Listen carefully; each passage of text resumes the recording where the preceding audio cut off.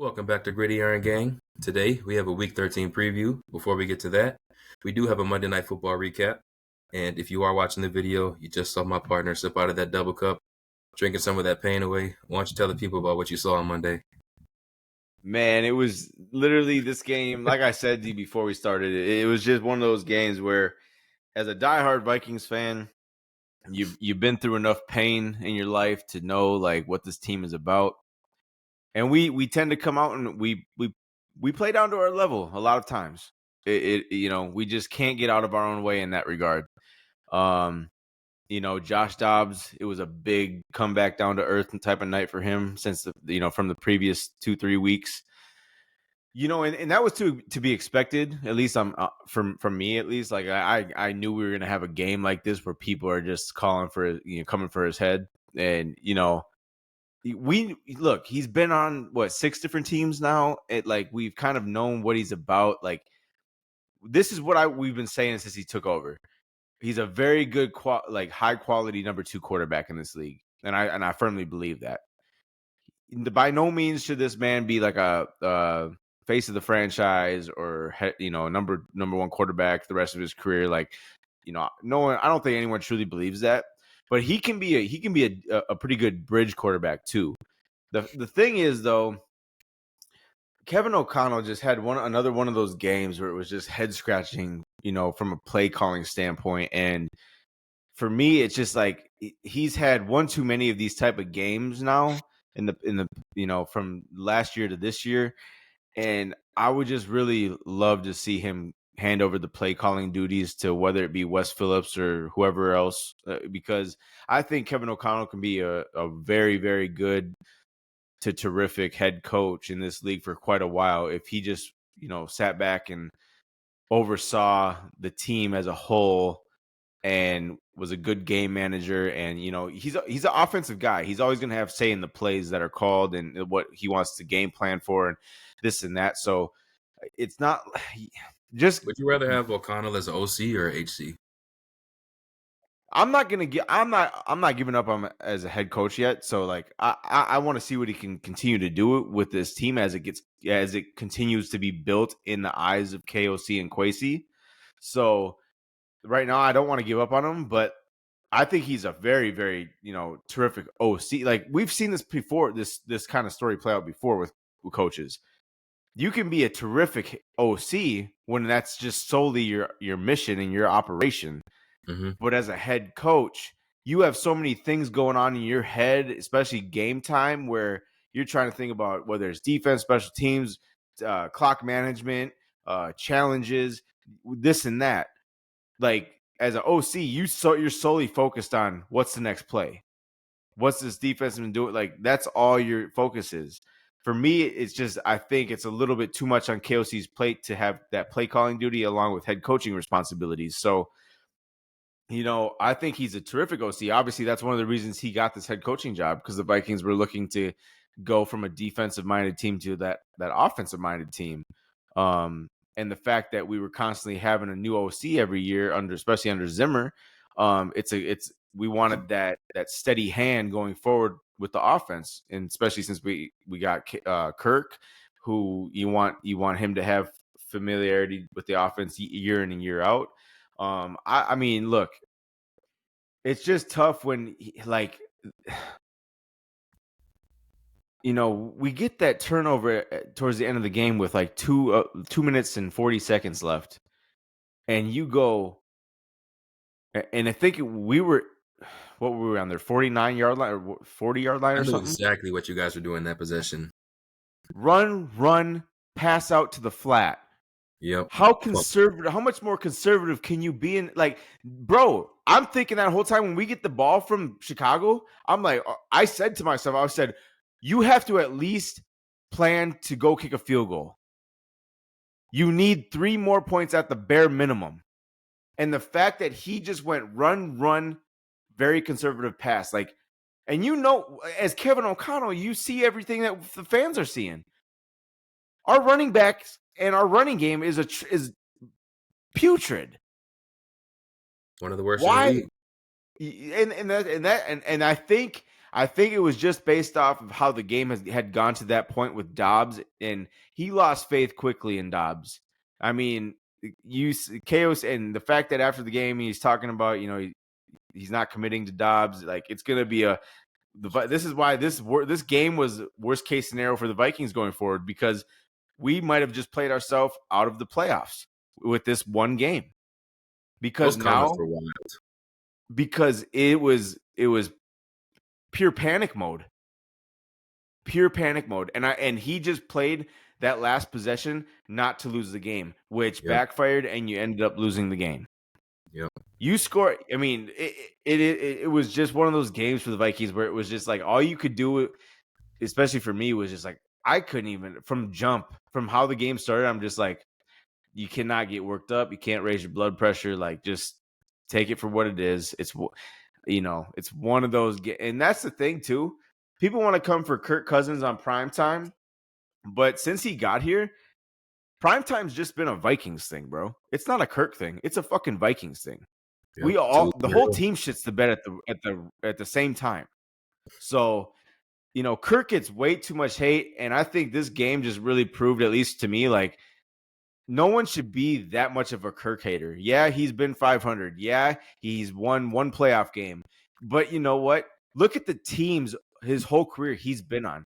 He's not been on a solid Philadelphia team. He's not been on a New England Patriots, prime year team. He hasn't been on a Kansas City, and he hasn't been coached consistently by those same coaches that these top quarterbacks have.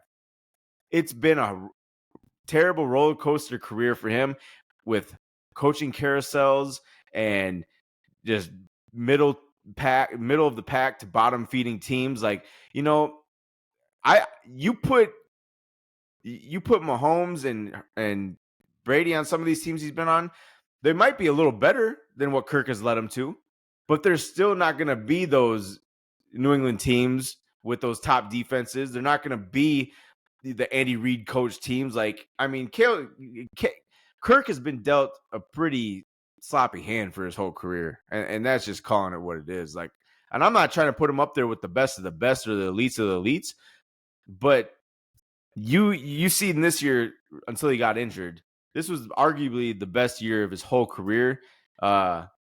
He was with a coach that I feel is a pretty damn good coach, good offensive minded coach.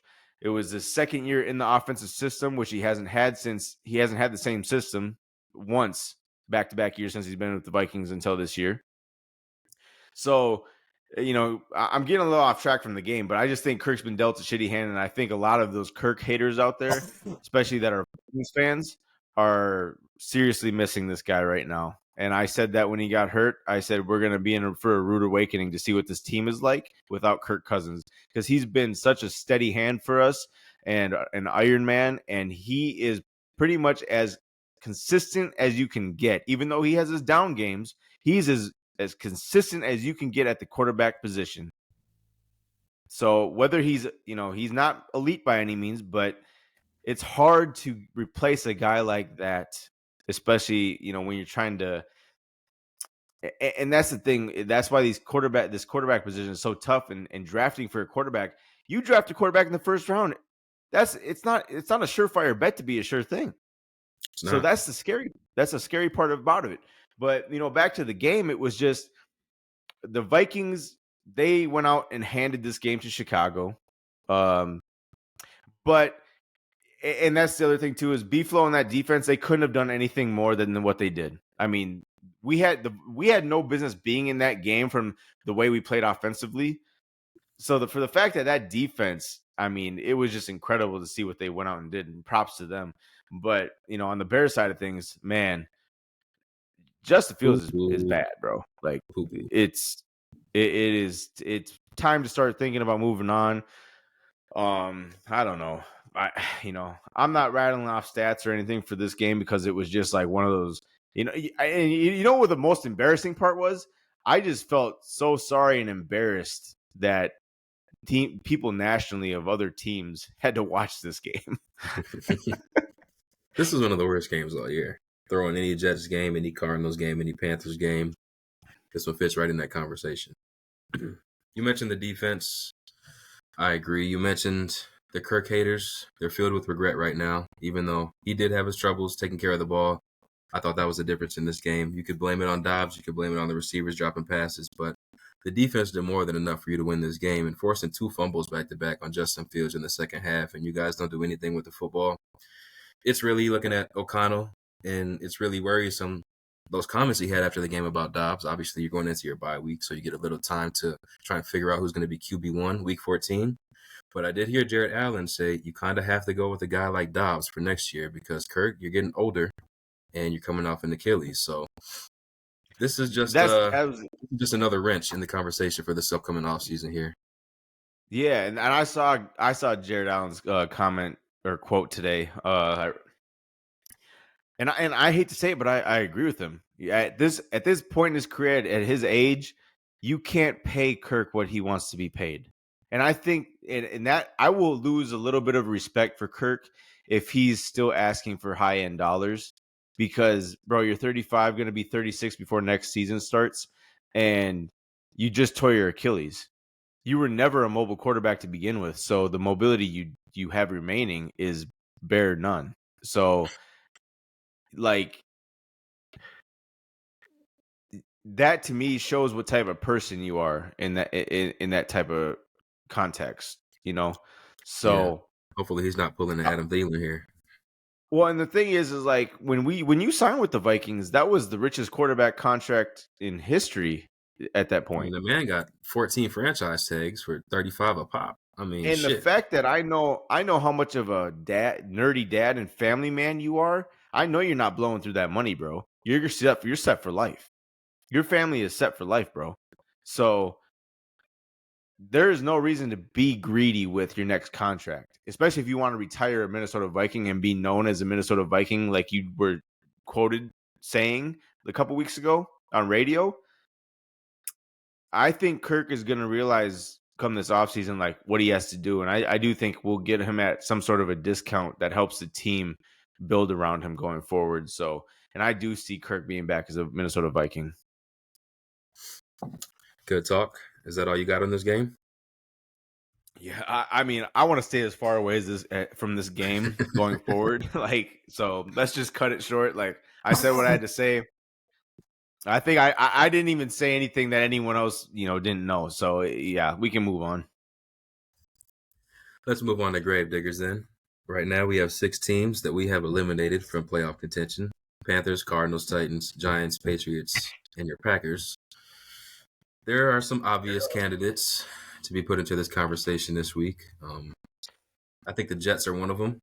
We'll talk about it a little later, but they do play the Atlanta Falcons. I do probably have them beating the Falcons with that defense going up against Desmond Ritter, so probably going to keep them off the chopping block this week.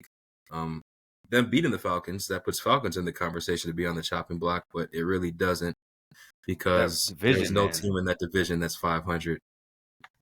There's no other division that has a division leader with more than 3 losses. Philly, obviously, is the top dog with 1 loss, but there's also no division that has a team worse than the first place team in the NFC South.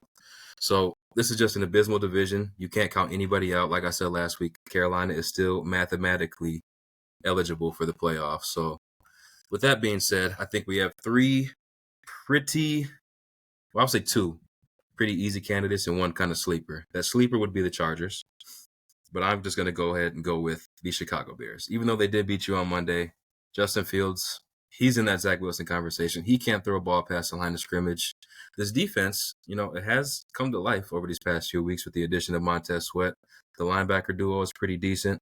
The defensive backfield leaves a lot to be desired, but as a team on defense, Chicago's kind of getting back to what we know Chicago to be. But I think this offense isn't going to lead this team anywhere. And for that reason, they're on the chopping block for me this week.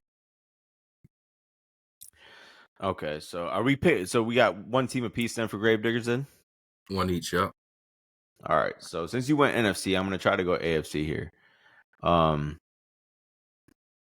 Titans, Patriots. That's all we got for AFC. They're We're gone cutting the already. NFC pretty quick. So Titans and Patriots. Look, Yeah, for me, I'm just gonna go Raiders, bro. I think that while they are better without McDaniels, and AP is gonna have them playing for them and this and that, I think Aiden O'Connell's still so unproven, and I have high, or not high, but big question marks surrounding him for myself. I Yeah. just don't have any faith in him to get the job done to sneak into the wild card. Especially in that type of division, where you still got the Chargers and Broncos lingering. Hmm. Um, the Raiders are an easy out for me in my eyes. Yeah, that's kind of a surprise. Raiders, I know how you've been feeling about them since AP's gotten over there leading the team, and they have been competitive. But I did mention the second half stats. They haven't been able to score any points in the second half with Aiden O'Connell.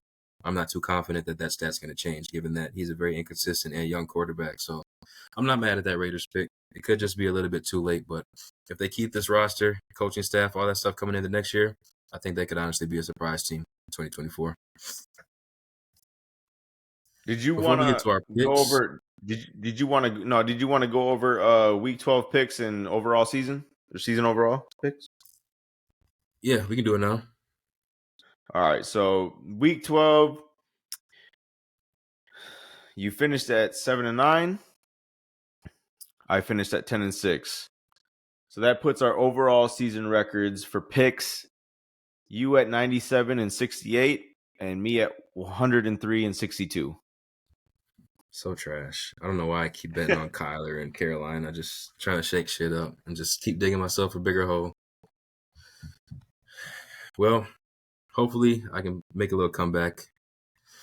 And that will segue right into this. We have some awards that we want to talk about. First of which being Comeback Player of the Year. I think the odds said it was Damar Hamlin to be the number one guy. He's a third string safety. He doesn't play. I can't make him my award winner, although it's a great story. We're glad, you're with us. But it's just not something I can do right Yeah, now. that's the Do whole you thing. have a candidate I for think I CPOI? think that's well for me. I just want to touch on Damar Hamlin real quick, because while he's technically probably in the odds, to win that, and I think that's the easiest route to go, because you got hit, suffered cardiac arrest, died for a second, came back to life, and now you're playing again. Let's not forget this dude's a career backup. Like, and terrific story. Awesome you're with us, like you said. But it's been over a year now. You are here. You're healthy. And you're still a third string guy. So let's With not get plenty it of twisted. injuries to that secondary in Yeah. Buffalo. I think it's just as seriously there. I think he'll probably end up winning it, just because it's a feel good story, and people feed off that Hollywood stuff, and this will probably turn into a movie at some point because of it. I mean, let's be real. But for me, I'm look, comeback player of the year. God, This one's hard, honestly. it is. I,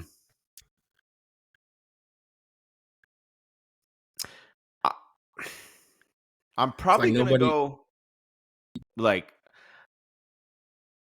I'm gonna probably go Russell Wilson, because of just the fact that he had such an abysmal, terrible year last year, and we thought like, oh, this dude's career's over. Like Russell's gone. Like he doesn't even show a resemblance of his old self. But the fact, then we get to this year, and he starts off a little slow, but I think him and Peyton started to click a little more. They got an understanding for each other. They started to work some kinks out. And look, Russell, up until, I mean, I don't know his exact stats now, but from what to the point Kirk got, him and Kirk were going at it number wise up until the point Kirk got hurt. So then Kirk Mhm. was leading a lot of statistics. So you could argue Kirk was the number one quarterback. So for Russell to be going head to head with him up until when Kirk got hurt, look, I think, and the fact that the Broncos, they got 70 points put on them, they shrugged it off. They won 5 in a row. I mean, they're in the right in the thick of things for that 7th seed in the AFC. So, and Russell's a big part of that, because they don't really have many, terrific playmakers on that team. They're just a average team when it comes to, what do you want to call star players or big time names. They are just a okay team. There's nothing special about them, but they are, they're rattling off wins and they're getting the job done. And Russell is a big time part of that because of not only his leadership, but he's turned things around, um, you know, play wise, especially since last year. So for that reason, I'll go Russell. But my other, candidate is Tua, just because of, last year going out early with a concussion, big time hit, this and that. And he was playing great up until that point. But this year, he's played the whole season so far and has continuously proved people wrong just by the consistency that he's shown. Yeah, Tua's numbers are great. And we can debate his skill set 100 times over, but what he's doing on paper, I mean, he's definitely worthy of that award, especially after all the concussions and injuries he was going through last year. He was one of my candidates. When I typically think of the CPOY, I do think of someone who was hurt, missed about half the season or so, and then comes back, has a decent season. So Tua and my other candidate, I picked Russell as well, but my other two candidates were Tua and Dobbs, just because Dobbs has been bouncing all over the place and he just hasn't played long enough. I thought this award was really tough to kind of pick, and Russell, when you look at it, kind of was the easy choice given his play last year and the position the Broncos are in this year. So it was really between Russ and Tua for me as well. Coach of the year, who you got? All right, to me, this is easy top two for me. It's Dan Campbell. Obviously, he's number one, and I think he is going to win it just based off of look from where we've seen the Lions consistently since the '90s, bro. And him the past 2 years just making them a household name, and the fact that like next year you're going to see the Lions on a lot of prime time. Like You should. it is what it is. Just not Thanksgiving. And the fact that they can come away with a top 3 seed in the NFC playoffs this year, look, I still believe they're going to get better and better as the years go on. I think they got the right leadership. They got the you just need. Look, I don't know what it's a little worrisome with the quarterback position because quarterback's not easy to come by. So I don't know if do you stick with Goff going forward? Do you I mean, if you play, I'm a little nervous about you playing Hendon Hooker as soon as next year. So I don't know what they're going to do at that position. I think for the meantime, as you build that team, you kind of got to stick with Goff, even though I know it's not I forgot they drafted Hooker. it's not a pretty situation. But the fact that I mean, look, Detroit has been super exciting since Dan Campbell's first press conference with introductory press conference with Detroit, talking about biting kneecaps off, getting the team to buy in. I mean, they play super fucking tough. He goes for it on fourth down damn near every time. They're one of the most exciting teams in the NFL to watch. Like, it's going to be exciting football when you tune in and watch them. And the fact that they're 8-3, they're going to win the NFC North this year. They're going to be a top 3 seed in the NFC playoffs. At least one home playoff game. The dude for sure deserves Coach of the Year in my eyes.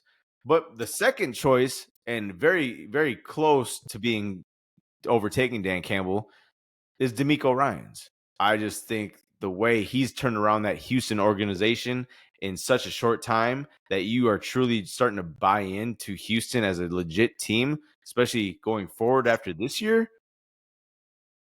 Look, I was last year after he took his name out of the hat for the Vikings coaching job. I was super bummed because I that was one of the guys I wanted for a Vikings coach, and I think he would have been solid here. But I think he wanted another year under his belt with the defense coordinator position with San Fran, which is understandable. But the fact that maybe he had a plan in his head to do this, he knew Houston was going to open up and be there for him, and he gets to draft a quarterback right off the bat. He gets Will Anderson Jr. right off the bat too. So, I mean, how much more perfect of a situation could he have landed in? And the fact that, he's a young guy, he's got buy-in with all the players. I mean, he's got a quarterback like CJ, who's arguably playing top 10 quarterback football right now. He's got solid pieces along that defense. They're a legit up-and-coming AFC team, and he definitely deserves consideration for this award. Your Dan Campbell choice shocked me a little bit. I do like the DeMeco Ryans pick. There are a couple teams out there right now that are 6-5. They have a different feeling than a lot of the other 6-5 teams. I think the easy choice here is Sirianni. The team is 10-1, only team to lose in the previous Super Bowl and start the season 9-1. I'm not going to give it to Sirianni because I do believe he has a top 3 roster in the league. I don't believe this guy has a top 3 roster in the league, and his name is Mike Tomlin. Before you fired your OC, you had an abysmal offense, wasn't even high school level, and you're able to win 6 games. You're 6-4, and now your schedule to finish out the season is absolute dog shit. You guys should have no trouble getting to a double-digit win season. Like I said, Baltimore's schedule is pretty tough. We could fall out of the top seed in the AFC North, and if we do, it's going to be because Pittsburgh passed us up. They did already beat us once. You know, they're going to look for the sweep later on in the season. Mike T, the one guy outside of Bill, I don't count out, but, you know, Bill's moving down that list a little bit after this year. So Mike T is probably my coach of the year right now. But I do love the D'Amico Ryans, and I didn't even think of the Dan Campbell, but those are 2 good picks as well. Defensive Rookie of the Year. Oh man. Well, I'm not even gonna give it a second choice. I'll let you know, but You wouldn't need I to. just think you got to give it to Jalen Carter, bro. You have to. This dude is such an animal. I mean, the fact he slid down all the way to fucking Philadelphia is a crime to me.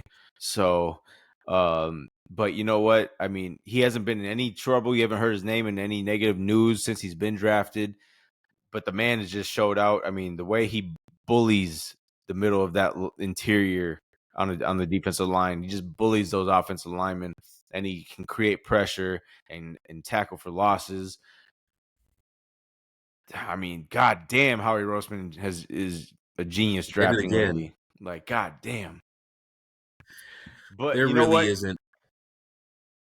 In that regard, though, my other option though is Will Anderson. I just think that he's brought so much to that Houston defense, and he's going to be a household name for quite some time.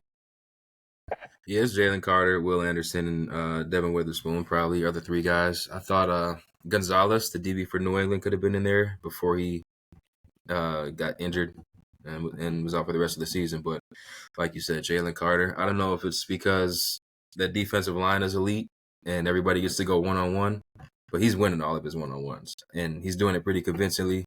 This I guy haven't, was the best player in the draft. He wasn't going to go 1 because quarterbacks go 1 and 2, but he should have went 3 at the latest. We obviously know the off-the-field issues, dropped him to 9, and he fucking falls to Philadelphia. So it couldn't be any more perfect for the Eagles. This bro. guy fits, plug and play. It's perfect fit. It is. But the only other thing I got to say about him is like I haven't watched a game yet where he's in and an offensive lineman has easily handled him. Like this dude overpowers everyone. Yeah, he's a beast, man. It's fun to watch.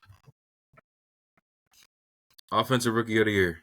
I'll do the honors. My guy Tank Dell, because I know CJ Stroud is going to be the easy pick. I got to go to his number 1 weapon. My favorite player coming out the draft. And for good reason, man. This dude is a fucking baller. I love him. Look, okay, so it's not a sexy pick by any means, but I think the way he started off the season, just because you went with Tank and we all know CJ Stroud is probably going to run away with it and is the easiest choice of them all. I'm just going to go with Puka Nacua. I think the way he bursted onto the scene and made a name for himself right off the gate without Cooper. Cooper Cup. You know, this dude is no slouch. I think he's gotten a little overshadowed since Cooper's came back, obviously because that's Stafford's guy out there in LA, number 1 target. So we haven't heard as much since he bursted on the scene. But look, I think Puka was leading many categories as a receiver this year through the first few weeks. But I think and I haven't seen enough from the overall. I haven't seen enough. Did you? What happened? I haven't seen enough overall from this rookie class offensively to really nail down like who I would truly want as my offensive rookie of the year. CJ Stroud being the one person, but after him though, it's pretty tough. You can go a handful of routes. Yeah, you could. So I mean, I said Puka, but you could arguably go Addison. You could go Zay Flowers. Like they've done enough to show that they deserve it as well. So I don't know. Addison's a This great is pick as this well. is enough. Besides comeback player of the year, this is probably the next hardest one. DPOY. You said DPOY. Yep. Look, I'm just gonna go with Myles Garrett. I think Do we know the status on his shoulder? I I don't He did honestly, say he heard it pop last Sunday, so because he but was my pick too. But if he can't finish the season, it's one of the other two guys that we talk about nonstop. yeah. So in that regard, I'll just go TJ Watt. I think this dude is just so invaluable to this Pittsburgh defense and this team overall. And, you know, I mean, he's got some injury problems, don't get me wrong. But when he's in there, that's one guy you cannot ignore. I mean, this dude, he's arguably better than JJ. And I truly Can I give believe you a that. sleeper? Huh? Can I give you a sleeper? Yeah. Another AFC North guy, a little Roquan Smith. Oh, for sure. I think he's in the running for that too. I mean, he said it himself. If he stayed in Chicago, his career would have died. Like, and that's why when he was asked, like, are you happy that you've been traded? Or like, I don't remember the exact question, so don't quote me, but his answer was along the lines of like, I'm just so happy that my career is not, going somewhere to die. Like, and that, Yeah, like, and when he got to Baltimore, you did, when I brought it up with the trade last year, you were like, I got to learn more about this guy. I haven't really heard about him. yeah, I know he was solid. I didn't think he was But the this. dude, he's a monster, bro. Like he's probably the best linebacker you've had since Ray. I mean, yeah, there's no question about that. And him and Patrick Queen. Queen's been taking a little while to come along, but that combination right now, they're all over the fucking place, and it's fun to watch. Offensive Player of the Year, I'm gonna go CMC. What he does for the San Francisco offense, catching, running the ball. He's really never losing yards, even if he is hitting the backfield, which is rare because his offensive line is so dominant. He can line up in the slot. He can line up outside. He can pick up the blitz. He could throw the ball, as we saw last year. I mean, this guy can do it all, literally. We had tons of questions about him being durable in his early years with Carolina, but those questions are out the window now. Christian McCaffrey. There's another guy who I could have put here too, but he's going to be in my next award. Oh, I already know he got MVP then. So I ain't even gonna say him then. I'll let you talk about it. Well, let's just get to it, Nah. man. So then I'll give you my NFL Offensive Player of the Year is going down, or I'm giving it to AJ Brown. I think the dude is Good pick. such a big time part of who Jalen Hurts is as a quarterback. That was a huge time trade by Howie Roseman. I mean, ever since Howie Roseman missed out on Justin Jefferson in the draft and picked Jalen Reagor, he has been a rock solid GM and making He's been move A1 since after then. move after move, bro. That was his last bad move, and I think he learned from it big time and quickly. So, look, AJ Brown, though, I mean, man, to start the season, it was a little, give me the damn ball, Jalen. Give me the damn, I'm open. Give me the damn ball. Like arguing on the sideline, give me the ball. Yeah, well, he heard you because, I mean, it's a surefire thing when you go AJ's way pretty much damn near every time. So, and Devontae is a great number 2 to AJ, I think. And, having Dallas Goedert doesn't hurt. I don't know. This Philly team is just so good overall, especially this year, that I mean, I don't know. AJ is just without AJ, it's a much different Philly offense. We've seen these wide receivers come in and change life for quarterbacks. A.J. Brown did it for Jalen Hurts. Diggs did it for Josh Allen. My MVP is doing it for Tua right now down in Miami. We all know how I feel about Tua. I don't think he's the guy, but Tyreek makes him look like he is the guy. Tyreek is on pace for 2,000 yards, the only time that is going to happen in NFL history. I think he's going to get it. I think with something like this, that big on the line, the connection that these guys have anyway, it's probably going to be a little bit of force feeding down the line, 16, 17. But I think Tyreek is the pick with the downplay at quarterback this year. Mahomes has looked iffy. Hurts has had some iffy games. Plus, he's dealing with an injury. Obviously, no. Burrow's out for the season. Josh Allen, he's 500. So the typical uh, candidates for this award all having down years for the most part, and I think Tyreek is the best receiver in the game right now with a hurt JJ. Yeah, I mean, it's hard to argue, you know. But that's the thing. It's such a that's why the MVP award is such a sham these days, because it's all strictly based off quarterback play. It's always a quarterback. If the Eagles And beat I think San Francisco, Hurts got it easy. what was the last one that wasn't Was it AP? quarterback? AP? Yeah, I think it I was. think so. So but with And that what did he being do? said, you picked 2,000 yards Tyreek. rushing almost? Or Yeah. he did have over 2,000. He was over 2,000. He just didn't Yeah, get the he was a couple yards off the record. Yeah, yeah. but It that was year against didn't the he Packers throw too. for That'd have been so great. 55 touchdowns or something crazy like that? Man, I don't remember the stats, but that year was crazy to watch with AP. That was one of the fantasy years I played, and I had him as my one of my guys. He won me the year hands down. Like, I need no one Easily. else. Every week, it's at uh, least 18. but And he since you couldn't went catch. Tyreek is the only non QB I think who's deserving of this award this year. I think, and it's it's an easy yes for me to give it to Tyreek. But with you picking Tyreek, I'm gonna go Jalen Hurts. I think he's having a little bit of better year than last year. They're 10-1 right now. I think they look above and beyond um, pretty much every team outside of them. They're my right now. If I had to pick, I have to go with them to win the Super Bowl, even though I don't want to.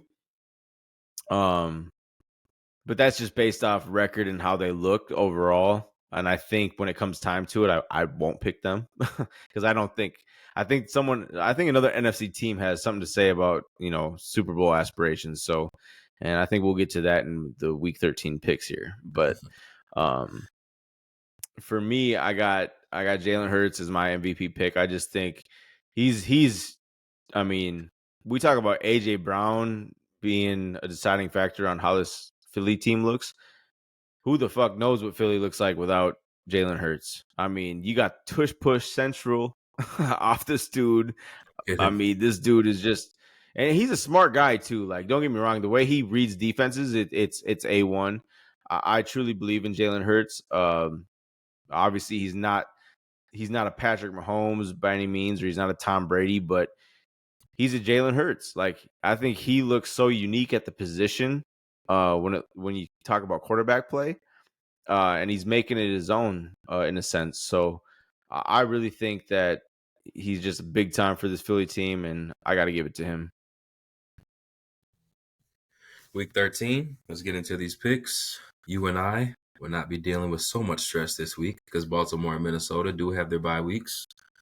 Joining them, we have Buffalo, Chicago, Las Vegas, and the Giants. Our Thursday night football game, we have the 6-5 Seattle Seahawks on the road at the 8-3 Dallas Cowboys. Seattle, I mean, they're probably going to lose this game, give Dallas their first win against a 500 opponent. Yeah, for me, it's an easy pick. I got Dallas. I just with Kenneth Walker being out, probably most likely. I just don't trust this year's version of Geno compared to last year. Nope, me either. That's a lot of what it is. The whole team is pretty much the same. The defense has a lot of playmakers over there, but Geno has taken a step back in his play, and that's why Seattle's 6-5 instead of what they were last year at this time. The Chargers at 4-7 on the road at New England, 2-9.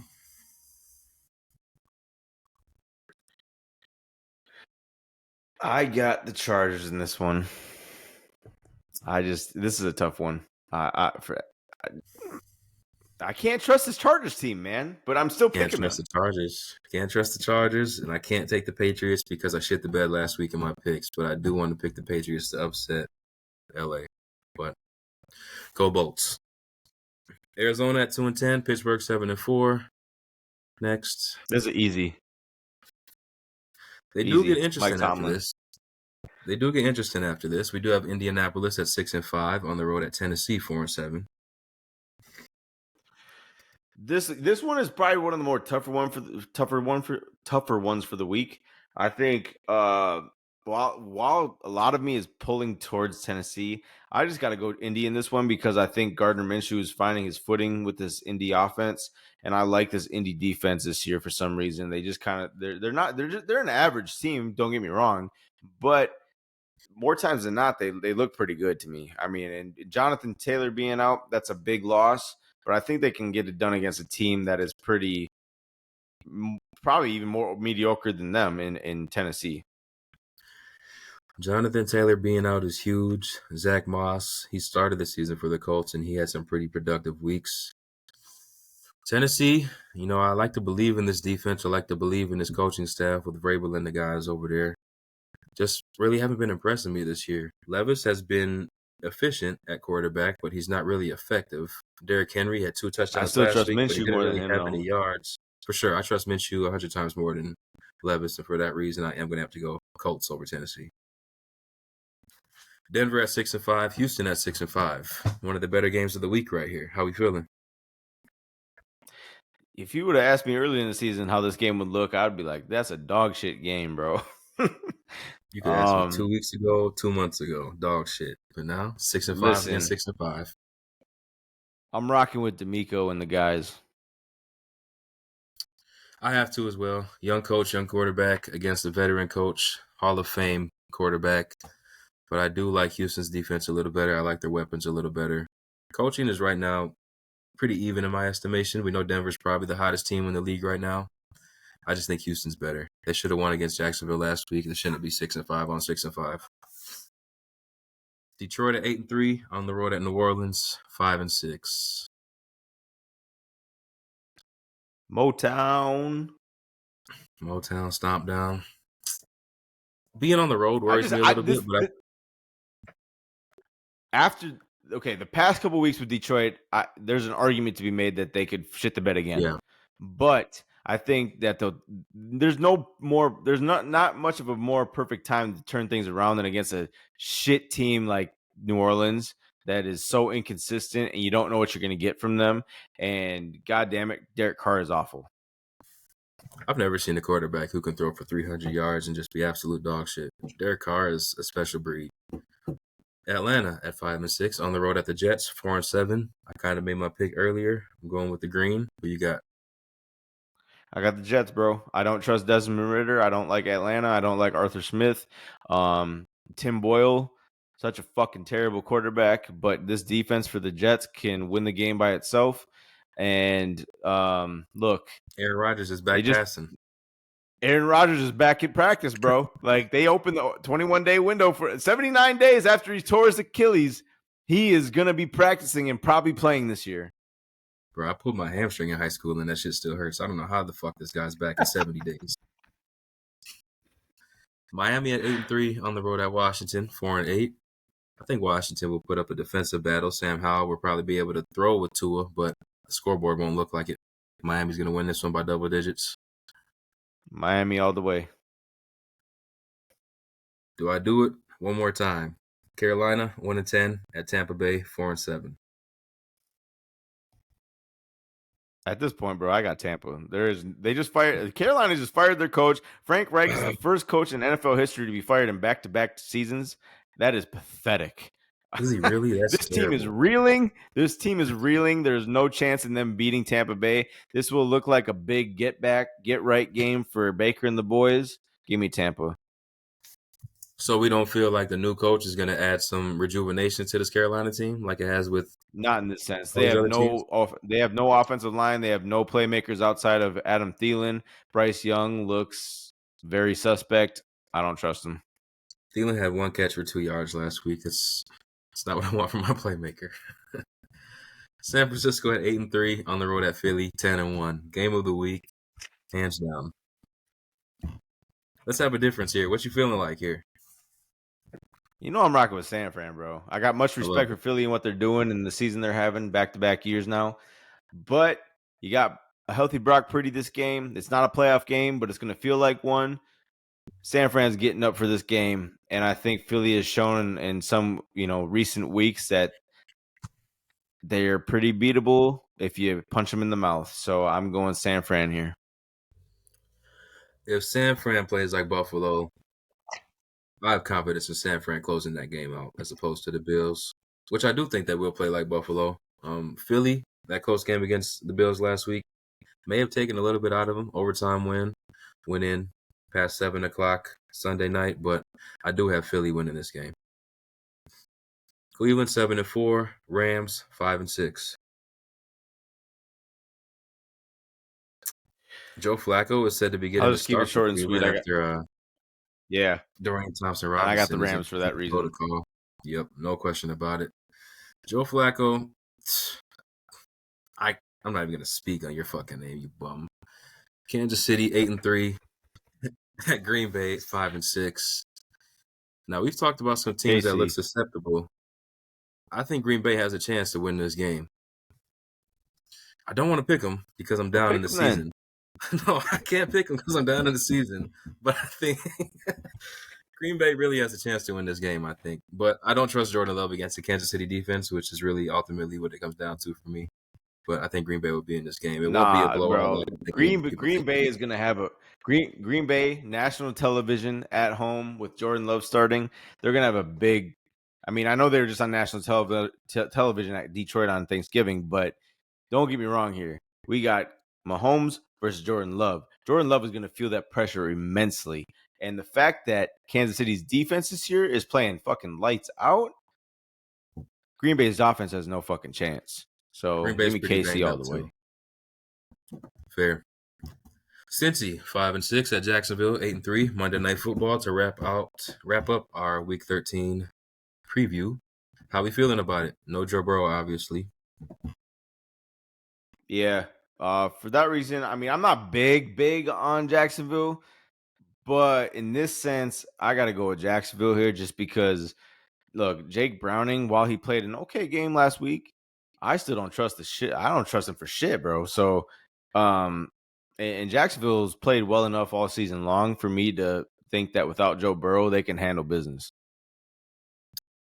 I would like to pick Cincinnati because I feel like they're an overall better team, but the loss of Joe Burrow is just too much. Even though Jake Browning has looked decent in the 2 games he has played, Jacksonville being as up and down as they are, I think they will be able to just slightly edge out Cincinnati in this game, take the record to 9-3, and will probably be number 1 seed in the AFC after Week 13. So I think with that stuff being on their mind, they got to go out and put on a show. So Jaguars, unfortunately. I agree.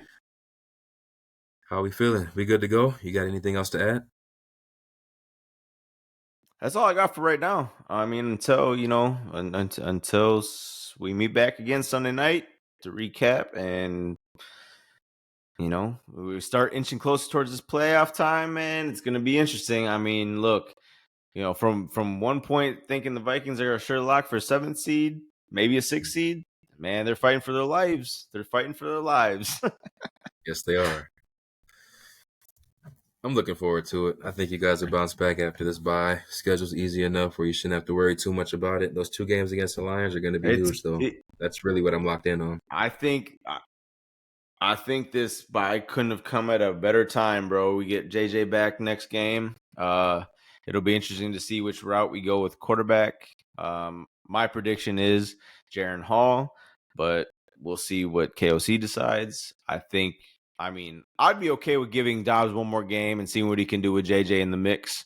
I think that's fair. He's earned that in my right. I think, every guy has a down game, but this was more of a team loss to me. It wasn't all on Dobbs. So for that reason, I would give him at least one more week in my eyes. Yeah, on one hand, it's kind of crazy to think about benching the quarterback after 2 losses, whether it be his fault or not. I don't think it really was necessarily, but he wasn't the guy when Kirk went down. It was Jaron Hall. So I think the initial reaction is like, wow, you're going to bench Dobbs. You guys are one of the hottest teams in the league, but he was brought in as an insurance policy. I mean, Hall was your guy, Right, so it exactly. makes sense to go forward with Hall. So Week 13 starts tomorrow. Seattle at Dallas. One of We the will see better you Thursday night guys. games we've gotten in a Oh, while. no question. And I mean, Thursday football for the most part is a bad product anyway, but I hope this game would be somewhat entertaining. But that's it Yeah, for I me. think I think you know, as long as Seattle puts up a fight and doesn't make this a shit show, because I think that they have that in them this year to lay a fucking complete egg on Thursday night against Dallas. When eh, just give me a reason to shit on these Dallas fans. Just even if they lose, even if Seattle loses, just give me a reason to to tell Dallas fans why you're not winning the Super Bowl. Like show them that against a decent team, because Seattle's no slouch. So put up a good fight, make Dallas earn that shit, and that will be reason enough for me to completely be off of Dallas to even come close to the NFC Championship, let alone the Super Bowl. This is a game Seattle needs to win. They got smacked by San Fran last week. I think they play Philly and San Fran coming up after this game. So this is the easiest one out of those teams on that schedule right there in that little span. So you have to get this one. It's a short week on the road. It's going to be tough. Yeah. But if Yep. you want to stay in playoff contention, you're not beating Philly, you're not beating San Fran. So you got to I get agree. this one. That's it for me, though. We good? We're good.